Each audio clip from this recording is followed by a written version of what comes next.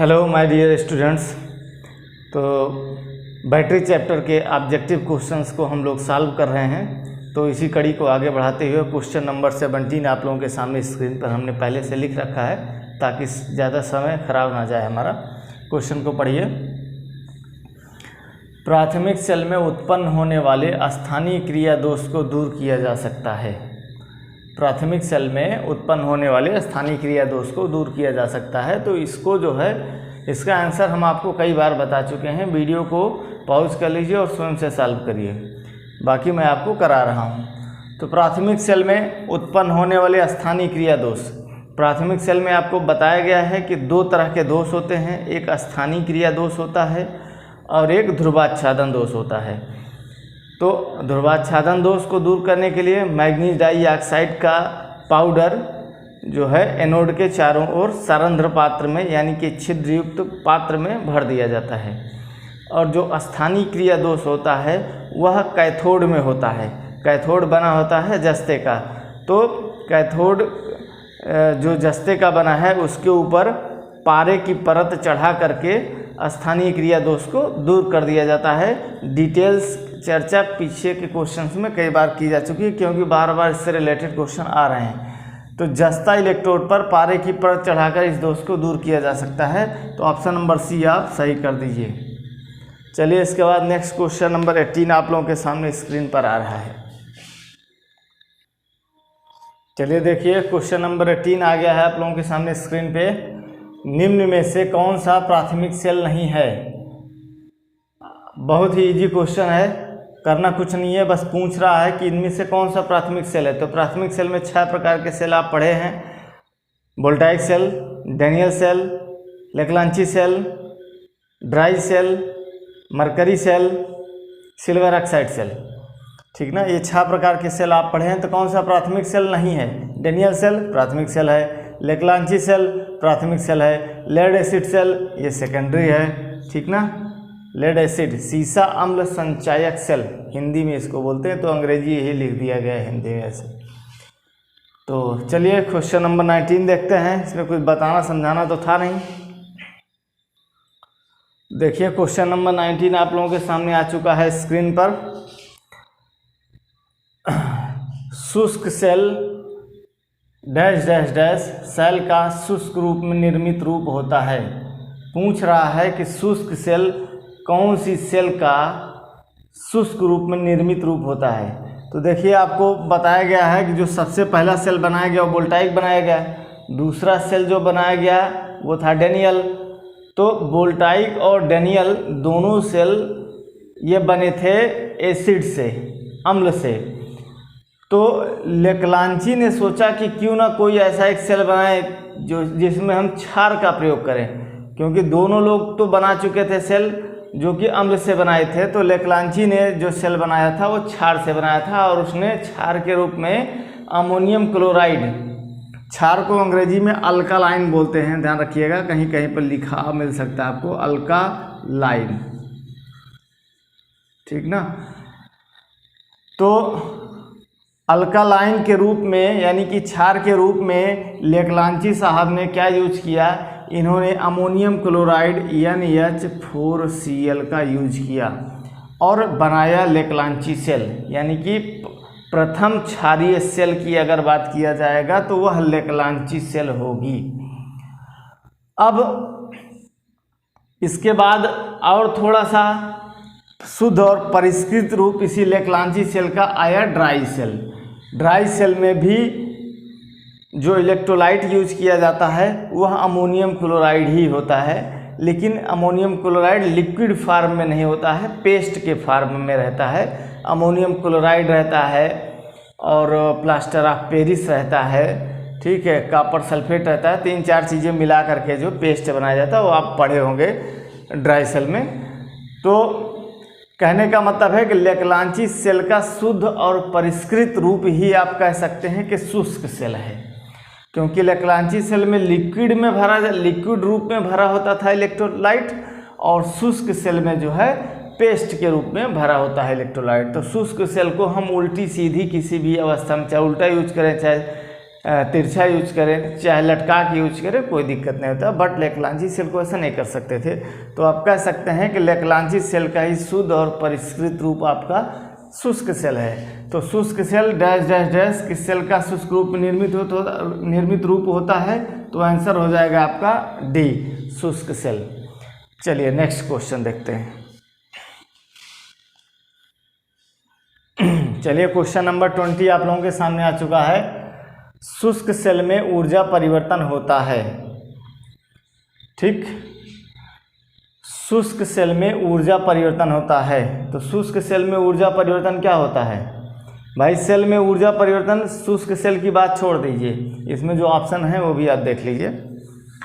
लेकिन सेल में ऊर्जा परिवर्तन क्या होता है? रासायनिक ऊर्जा से वैद्युतिक ऊर्जा में, यही तो होता है। सेल में रासायनिक ऊर्जा से वैद्युतिक ऊर्जा में परिवर्तन होता है। इसमें देखिए ये पूछ रहा है कि शुष्क सेल में ऊर्जा परिवर्तन होता है, मतलब कंफ्यूज करने के लिए, बाकी कोई दिक्कत नहीं है। यहाँ सेल लिख देता तब भी चलता। तो शुष्क सेल में ऊर्जा परिवर्तन होता है रासायनिक ऊर्जा से यांत्रिक ऊर्जा में, नहीं रासायनिक ऊर्जा से वैद्युतिक ऊर्जा में। ऑप्शन नंबर बी आपका सही है। बहुत ही छोटे छोटे क्वेश्चन हैं, लेकिन एग्जाम पॉइंट ऑफ व्यू से ये सब इम्पॉर्टेंट है, कभी कभी आ जाते हैं। ठीक ना, एग्जाम में ऐसा नहीं होता कि सारे क्वेश्चन हार्ड ही आते हैं। कुछ क्वेश्चन ऐसे होते हैं हार्ड आते हैं जो कि कुछ ही बच्चे कर पाते हैं, कुछ क्वेश्चन ऐसे होते हैं जिसको सारे बच्चे कर पाते हैं। तो ये सब क्वेश्चन ऐसे वाले हैं जो सारे बच्चे कर सकते हैं। चलिए तो इसके बाद नेक्स्ट देखते हैं क्वेश्चन नंबर 21। तब देखिए क्वेश्चन नंबर 21, प्राथमिक सेल में ध्रुवाच्छादन को किस प्रक्रिया द्वारा दूर किया जा सकता है? ध्रुवाच्छादन बार बार बताए हैं। ध्रुवाच्छादन को दूर करने के लिए एनोड के चारों तरफ मैग्नीज डाइऑक्साइड यानी कि MnO2, मैग्नीज डाइऑक्साइड का ये रासायनिक सूत्र है। तो मैग्नीज डाइऑक्साइड का पाउडर एनोड के चारों ओर सरंध्र पात्र में रख करके ध्रुवाच्छादन दोष को दूर किया जा सकता है। ठीक, इसमें आंसर चेक करिए। सेल के इलेक्ट्रोड पर आलेपन से नहीं, रासायनिक क्रिया से नहीं, सेल के विसर्जन से नहीं, सेल को नष्ट करके, इसमें कोई ऑप्शन नहीं है। सेल को नष्ट करके नहीं हो सकता। ध्रुवाच्छादन दोष को किस प्रक्रिया द्वारा दूर किया जा सकता है? सेल के विसर्जन से। डिस्चार्ज कर दो करना है सेल को, उससे ध्रुवाच्छादन दोष थोड़े दूर हो जाएगा। सेल के इलेक्ट्रोड पर आलेपन से, सेल के इलेक्ट्रोड पर जब आलेपन करते हैं तो वो होता है स्थानीय क्रिया दोष। स्थानीय क्रिया दोष को दूर करने के लिए जो कैथोड होता है उसके ऊपर जस्ते की कैथोड जो होता है वो जस्ते का होता है, उसके ऊपर मरकरी की परत चढ़ा करके हम जो है स्थानीय क्रिया दोष को दूर कर सकते हैं। तो ये भी ऑप्शन नहीं सही होगा। अब ऑप्शन बचता रासायनिक क्रिया से, तो यही ऑप्शन हमें सही करना पड़ेगा। रीजन क्या है? पूछ रहा है ध्रुवाच्छादन दोष को कैसे दूर किया जा सकता है। तो ध्रुवाच्छादन दोष को दूर करने के लिए देखिए क्या करते हैं हम लोग। ऐसे रहता है हमारा सेल में हम यहाँ ऐसे इलेक्ट्रोलाइट ये भर के रखते हैं और यहाँ कैथोड लगा देते हैं, यहाँ एनोड लगा देते हैं। तो एनोड जो होता है, एनोड के चारों ओर क्या करते हैं, एक सरंध्रयुक्त छिद्रयुक्त पात्र रख देते हैं। कैसा? छिद्रयुक्त। ये एक ऐसा बर्तन होता है इसमें छिद्र भी रहता है। ठीक है, ताकि विलयन इसके अंदर से आ जा सके। छिद्रयुक्त पात्र होता है विलयन। इस अगर हम ऐसा कोई बर्तन रख दें जो कि एकदम क्लोज हो तो विलयन क्या होगा, ये जो इलेक्ट्रोलाइट है ये इसके अंदर जा ही नहीं पाएगा, तो रासायनिक क्रिया नहीं होगी। ये प्लस है, ये माइनस, ऐसा हम मान लेते हैं। तो ये छिद्रयुक्त पात्र होता है, इसके चारों ओर जो है ऐसे ऐसे क्या भर दिया जाता है, मैग्नीज डाइऑक्साइड का चूर्ण भर दिया जाता है। तो जब हाइड्रोजन गैस के बुलबुले जो कि रासायनिक क्रिया में पैदा होते हैं, हाइड्रोजन गैस के बुलबुले जब इन छिद्रों के द्वारा इसमें प्रवेश करते हैं तो हाइड्रोजन गैस और मैग्नीज डाइऑक्साइड जो है MnO2 ये क्या कर लेते हैं, क्रिया कर लेते हैं और मैग्नीज परऑक्साइड बना लेते हैं। और फिर मैग्नीज परऑक्साइड क्या होता है, वो हवा से ऑक्सीजन लेकर के फिर मैग्नीज डाइऑक्साइड बना लेता है। तो यानी कि रासायनिक क्रिया के द्वारा हम ध्रुवाच्छादन दोष को दूर कर सकते हैं। क्योंकि हम देख रहे हैं कि ध्रुवाच्छादन दोष में क्या हो रहा है, रासायनिक क्रिया हो रही है। हाइड्रोजन की किसके साथ हो रही है, मैग्नीज डाइऑक्साइड के साथ हो रही है। तो यानी कि हम कह सकते हैं कि रासायनिक क्रिया से ध्रुवाच्छादन दोष को दूर किया जा सकता है। तो ऑप्शन नंबर भी आपका सही हो जाएगा। चलिए इसके बाद क्वेश्चन नंबर 22 देखते हैं।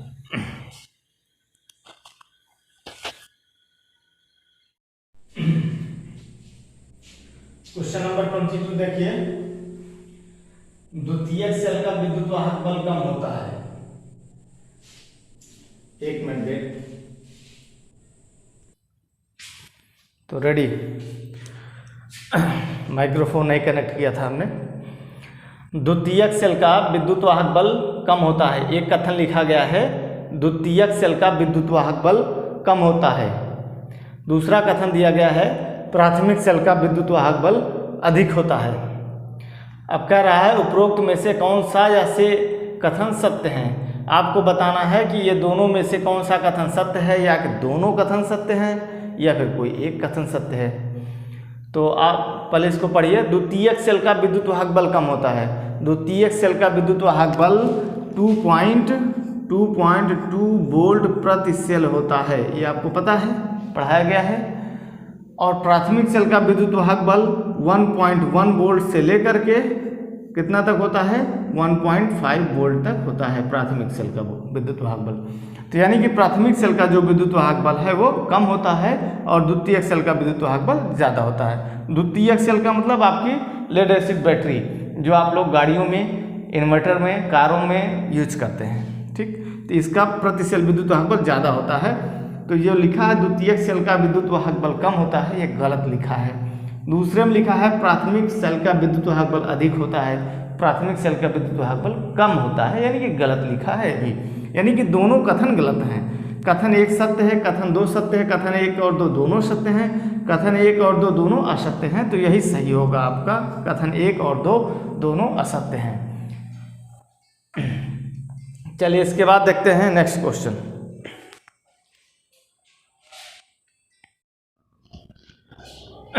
तब देखिए क्वेश्चन नंबर 23। कथन एक, शुष्क सेल एक प्राथमिक सेल है। कथन दो, निकिल कैडमियम सेल भी एक प्राथमिक सेल है, ठीक।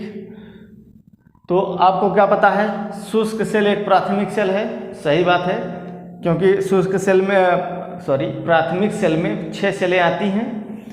पहला वोल्टाइक सेल, दूसरा डैनियल सेल, तीसरा लेक्लांची सेल, चौथा शुष्क सेल, पांचवा मरकरी सेल और छठा सिल्वर ऑक्साइड सेल। तो ये आती हैं शुष्क सेल में 6 प्रकार की। तो प्राइमरी सेल में 6 प्रकार की सेल आती हैं। तो शुष्क सेल एक प्राथमिक सेल है, बिल्कुल सही कहा है। दूसरा, निकिल कैडमियम सेल भी एक प्राथमिक सेल है, ये गलत कहा है, क्योंकि निकिल कैडमियम सेल एक सेकेंडरी सेल है। सेकेंडरी सेल में बताया गया है आपको, एक लेड एसिड सेल, दूसरा निकिल आयरन सेल, तीसरा निकिल कैडमियम सेल और एक बताया गया है लिथियम आयन सेल। पुरानी जो बुक्स थी, जो पुराना सिलेबस था, उसमें लिथियम आयन सेल का जिक्र कहीं नहीं किया गया है, लेकिन जो अब नया सिलेबस आ गया है 2021-22 में, इसमें एक सेल सेकेंडरी में और बढ़ा दिया गया है, lithium ion cell. Lithium ion cell ही आप लोगों की जो मोबाइल की बैटरी होती है उसमें लिथियम आयन बैटरी ही पड़ी होती है, ठीक ना। बहुत ही अच्छी बैटरी होती है, सेल होती है। तो देखिए अब पूछ रहा है उपरोक्त कथनों में से कौन से कथन सत्य हैं। तो पहला वाला कथन तो सत्य है और दूसरा वाला कथन क्या है, एक असत्य है, क्योंकि ये प्राइमरी से लिखा गया है। तो कथन एक सत्य है, कथन दो सत्य है, कथन एक और दो दोनों सत्य हैं, गलत। कथन एक और दो दोनों असत्य हैं, ये भी गलत है भाई। कथन एक और दो दोनों असत्य तो नहीं है, कथन एक सही है, तो ये ऑप्शन नहीं हो सकता। कथन एक और दो दोनों सत्य हैं, तो दोनों सत्य तो नहीं है, तो ये ऑप्शन भी सही नहीं है। कथन दो सत्य है, कथन दो सत्य है, गलत है, क्योंकि लिखा है निकिल कैडमियम सेल भी एक प्राथमिक सेल है नहीं, ये सेकेंडरी सेल है, तो ये भी ऑप्शन गलत है। कथन एक सत्य है, यानी कि शुष्क सेल एक प्राथमिक सेल है, यही कथन सत्य है, तो ऑप्शन नंबर ए आपका सही हो जाएगा। किसी को कोई दिक्कत परेशानी हो, कोई कन्फ्यूजन हो, तो हमसे जो है पूछ सकता है, या हमारी ऑफलाइन क्लास में आ सकता है। ऑफलाइन क्लास में आने के लिए आप हमारी इस नंबर पर संपर्क कर सकते हैं, 9125 83 90 96, ठीक। और लोकेशन हमारी रहेगी इंडस्ट्रियल एरिया जगदीशपुर अमेठी। मैं यहीं पर ऑफलाइन क्लास आप लोगों को पढ़ा सकता हूँ। तो चलिए क्वेश्चन नंबर 24 आप लोगों के सामने लेके आते हैं। चलिए तब देखिए क्वेश्चन नंबर 24। मैं स्वयं ही रिकॉर्डिंग करता हूँ, ठीक है, स्वयं ही वीडियो पॉज भी करता हूँ, इसलिए एक बार इधर जाता हूँ, एक बार उधर आता हूँ। मेरे पास इतनी ज़्यादा सुविधाएं नहीं हैं, आप लोगों का सहयोग रहेगा तो हो सकता हो भी जाए। फिलहाल अभी देखिए, द्वितीयक सेल का मुख्य लाभ है कि द्वितीयक सेल का मुख्य लाभ क्या है, इसमें से पढ़ना है। इसे सचल विद्युत स्रोत के रूप में उपयोग किया जा सकता है, इसे पुनः आवेशित किया जा सकता है, इसका मूल्य कम होता है, इसका आकार छोटा होता है। तो देखो द्वितीयक सेल का मुख्य लाभ क्या है, आकार छोटा तो होता नहीं है द्वितीयक सेल का, ठीक। अब ऐसा नहीं है, द्वितीयक सेल का आकार, कुछ सेलें ऐसी होती जिनका आकार तो छोटा ही होता है, जैसे भाई मोबाइल में लगाने वाली बैटरी, ठीक, या कुछ रिचार्जेबल सेल छोटी छोटी भी आती हैं, ठीक ना। पेंसिल सेल भी आती है, पेंसिल सेल भी आती है जो कि रिचार्जेबल होती है, यानी कि सेकेंडरी होती है, ठीक। तो इसका आकार छोटा तो होता है, लेकिन मुख्य लाभ क्या है सेकेंडरी सेल का, जो प्राइमरी सेल होती हैं उनको यूज एंड थ्रो कर देते हैं, एक बार यूज करते हैं फिर फेंक देते हैं, उसे उपयोग में नहीं ले सकते हैं। लेकिन सेकेंडरी सेल का मुख्य लाभ यही होता है कि उसे हम पुनः आवेशित करके दोबारा उपयोग में ले सकते हैं। तो द्वितीयक सेल का मुख्य लाभ है इसे पुनः आवेशित किया जा सकता है, ठीक। बाकी जो लिखा है इसका मूल्य कम होता है, तो मूल्य कम नहीं होता, ठीक है। इसे सचल विद्युत स्रोत के रूप में उपयोग किया जा सकता है। सचल विद्युत स्रोत के रूप में तो सारी बैटरियां अब लगभग की जा सकती हैं भाई। सेकेंडरी सेल में भी जो हमारी लेड एसिड होती है उसको भी तो हम सचल विद्युत स्रोत के रूप में उपयोग करते हैं, गाड़ी में रख देते हैं और गाड़ी में चार्जिंग लगा देते हैं, ढक्कन सब टाइट कर देते हैं, चल देते हैं स्टार्ट करके, ठीक। तो ये सब बातें नहीं है इसमें, जो वो आंसर सुनना चाह रहा है क्वेश्चन, उसका आंसर ये है कि इसे पुनः आवेशित किया जा सकता है। चलिए नेक्स्ट क्वेश्चन नंबर 25। तब देखिए क्वेश्चन नंबर 25 आप लोगों के सामने, लेड एसिड सेल की तुलना में, ये बिठा दीजिए भी बताता हूँ इसको, लेड एसिड सेल की तुलना में निकिल आयरन सेल की दक्षता कम होती है, ठीक, सॉरी। तो लेड एसिड सेल की तुलना में निकिल आयरन सेल की दक्षता कम होती है। देखो भाई, जो हमारी लेड एसिड बैटरी होती है उसकी दक्षता होती है अधिक, ठीक, मतलब ज़्यादा अच्छे से काम करती है, खराब कम होती है, चलती रहती है, ठीक ना। तो इसलिए घरों में, कारों में ये बैटरी यूज़ की जाती है। दूसरी चीज़, वोल्टेज भी उसका प्रति सेल अधिक होता है और थोड़ा सस्ती भी पड़ती है।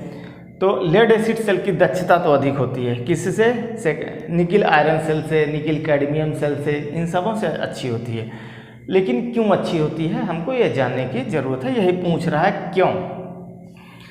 तो देखो, लेड एसिड सेल में जो धन प्लेटें होती हैं और या ऋण प्लेटें होती हैं, वो बनाई किसकी जाती हैं, धन प्लेट या ऋण प्लेट बनाई जाती हैं लेड एसिड सेल की रेड लेड की, यानी कि किसकी, Pb3O4 की। अब इसमें एक प्लेट हमारी जो है, जो हमारी धन प्लेट होती है वो स्पंजी लेड की बन जाती है बाद में, और चार्जिंग फार्मिंग क्रिया के बाद हमारी धन प्लेट स्पंजी लेड की बन जाती है, और जो ऋण प्लेट होती है स्पंजी लेड का मतलब Pb की बन जाती है, और जो हमारी ऋण प्लेट होती है वो सल्फेट की बन जाती है, लेड सल्फेट की, PbSO4 की बन जाती है, ठीक। अच्छा, यही बात अगर हम करते हैं निकिल आयरन सेल की, तो निकिल आयरन सेल में जो धन प्लेट होती है वो स्टील की बनाई जाती है। धन प्लेट हमारी निकिल आलेपित स्टील की। निकिल का आलेपन इसलिए किया जाता है ताकि जो है रस्टिंग वगैरह बिल्कुल ना हो। स्टील पर तो वैसे भी रस्ट नहीं लगता है, लेकिन उससे भी और अच्छी मतलब रस्ट प्रूफ बनाने के लिए इस पे जो है स्टील के ऊपर भी निकिल का आलेप कर दिया जाता है। तो निकिल आलेपित स्टील जो है कि हमारी धन प्लेट होती है, और ऋण प्लेट जो बनाई जाती है वो किसकी होती है, वो होती है आयरन हाइड्रेट, FeOH का ट्वाइस, आयरन हाइड्रेट, ठीक। तो ये स्टील है, ये स्टील हमारा क्या बना है, धन प्लेट पॉजिटिव बना है, आयरन हाइड्रेट क्या बना है, ऋण प्लेट बना है। तो स्टील और इसमें आयरन, ये दोनों ना करंट के बहुत अच्छे चालक तो नहीं माने जाते हैं, ठीक। तो लेड की तुलना में यानी सीसा की तुलना में ये कम अच्छे चालक होते हैं, ठीक। इसलिए इनका रेजिस्टेंस अधिक होता है।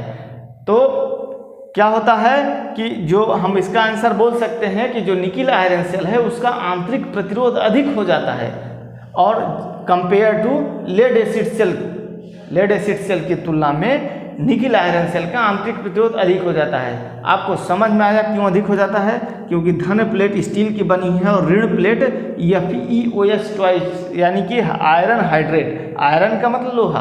तो ये सब विद्युत के बहुत अच्छे चालक नहीं होते, चालक होते हैं लेकिन बहुत अच्छे नहीं होते हैं, करंट के मार्ग में प्रतिरोध यानी कि प्रतिबाधा उत्पन्न करते हैं। इसलिए इस सेल का, निकिल आयरन सेल का आंतरिक प्रतिरोध अधिक होता है, इसलिए इसकी दक्षता लेड एसिड सेल की तुलना में कम होती है, ठीक। अच्छा, कोई बच्चा ये बता सकता है कि जो हमारा लेड एसिड सेल होता है यह कितना वोल्ट प्रति सेल पैदा करता है? पता है? 2.2 वोल्ट। कितना? 2.2 वोल्ट प्रति सेल पैदा होता है, लेकिन मिलता हमको कितना है टर्मिनल पर? टर्मिनल पर हमको मिलता है सिर्फ 2 वोल्ट। 0.2 वोल्ट कहाँ चला जाता है? आंतरिक प्रतिरोध यानी इंटरनल रेजिस्टेंस में लॉस हो जाता है, इंटरनल रेजिस्टेंस में ड्रॉप हो जाता है 0.2 वोल्ट, ठीक ना। ऐसे ही इसमें भी होता है, इसका internal resistance, nickel iron cell का इंटरनल रेजिस्टेंस ज़्यादा होता है तो इसमें वोल्टेज ड्रॉप भी और अधिक होता है, इसलिए इस सेल की दक्षता कम होती है। किसकी तुलना में? लेड एसिड सेल की तुलना में। तो चलिए इसमें आंसर कौन सा करेंगे? इसका विद्युत वाहक बल कम होता है? नहीं, विद्युत वाहक बल कम की बात नहीं है। इसका इलेक्ट्रोलाइट, इसमें कम इलेक्ट्रोलाइट प्रयुक्त होता है, इसका आंतरिक प्रतिरोध उच्च होता है। यही ऑप्शन आपका सही रहेगा, इसका आंतरिक प्रतिरोध उच्च होता है, ठीक। इसलिए इसकी दक्षता लेड एसिड सेल की तुलना में कम होती है। चलिए नेक्स्ट क्वेश्चन नंबर 26। तो देखिए क्वेश्चन नंबर 26, लेड का है, गिर रहे हो भाई। लेड एसिड सेल पुनः आवेशित किए जाने योग्य होता है क्योंकि लेड एसिड सेल, ठीक, रिचार्जेबल होता है। पूछ रहा क्यों रिचार्जेबल होता है, बताइए। इसमें तनुगंधक अम्ल इलेक्ट्रोलाइट के रूप में प्रयोग किया जाता है। कह रहा है कि इसमें H2SO4, ठीक, तनुगंधक अम्ल यानी कि सल्फ्यूरिक एसिड इलेक्ट्रोलाइट के रूप में यूज करते हैं। तो भाई इलेक्ट्रोलाइट के रूप में ना हम वोल्टाइक सेल में भी, डैनियल सेल में भी यही अम्ल डालते हैं तनुगंधक का, लेकिन वो तो रिचार्जेबल नहीं होती है, ठीक। तो ये आंसर तो हो नहीं सकता। दूसरा ऑप्शन है, इसकी रासायनिक प्रक्रिया उत्क्रमणीय होती है। इसी ऑप्शन को आपको समझने की आवश्यकता है। उत्क्रमणीय एक वर्ड है जो कि प्योर हिंदी लिखा गया है। उत्क्रमणीय को इंग्लिश में बोल सकते हैं रिवर्सिबल, ठीक। जैसे कोई रासायनिक क्रिया हुई, यानी कि जैसे हमने, ये क्या है, एक मिनट मिटा दीजिए इसको, समझिए बात को। जैसे हाइड्रोजन लिया हमने 2 भाग और ऑक्सीजन लिया 1 भाग, ठीक। हाइड्रोजन लिया हमने 2 भाग और ऑक्सीजन लिया 1 भाग, उसको रासायनिक क्रिया करवा दिए तो क्या बन गया? H2O यानी कि पानी बन गया, ठीक। जो एक चीज़ आप जानते होंगे ना, जो हवाई वर्षा कराई जाती है हेलीकॉप्टर वगैरह से हवाई वर्षा कराई जाती है, आपको इसके बारे में जानकारी होगी। तो उसमें क्या होता है कि 2 भाग हाइड्रोजन लिया जाता है गैस और 1 भाग ऑक्सीजन गैस लिया जाता है, दोनों को ऊपर आकाश में ले जा करके छोड़ दिया जाता है और दोनों जैसे ही आपस में मिलते हैं तो क्या हो जाता है? पानी की बूंद बन जाती है, नीचे गिरने लगता है। ऐसे प्रैक्टिकल आप स्वयं कर सकते हैं। 1 गिलास में लीजिए, 2 गिलास हाइड्रोजन ले लीजिए, 1 गिलास ऑक्सीजन ले लीजिए, दोनों को मिला दीजिए और मिलाने के बाद जो देखिए पानी की बूंद बनती है कि नहीं, या प्रैक्टिकल कर सकते हैं। तो पानी हाइड्रोजन ऑक्सीजन का मिश्रण होता है। अच्छा, ये तो H2O हो गया। तो पानी से फिर हम हाइड्रोजन, 1 मिनट वेट करिए, टॉपिक पे आइए, सॉरी कॉल आ गई थी। तो मैं रिवर्सिबल यानी उत्क्रमणीय, ये होता क्या है, उत्क्रमणीय प्रक्रिया क्या है, इसी को समझाने की कोशिश कर रहा हूँ कि हाइड्रोजन और ऑक्सीजन मिलाया बन गया पानी। अब पानी से क्या मैं पुनः फिर हाइड्रोजन ऑक्सीजन बना सकता हूँ? ध्यान दीजिएगा, पानी से क्या मैं पुनः हाइड्रोजन ऑक्सीजन बना सकता हूँ? भाई पानी में क्या करिए, पानी का विद्युत विच्छेदन कर दीजिए, यानी कि इलेक्ट्रोलिसिस की क्रिया इसमें कर दीजिए, इसमें विद्युत धारा सप्लाई कर दीजिए, हाइड्रोजन अलग हो जाएगी, ऑक्सीजन अलग हो जाएगी, ठीक ना।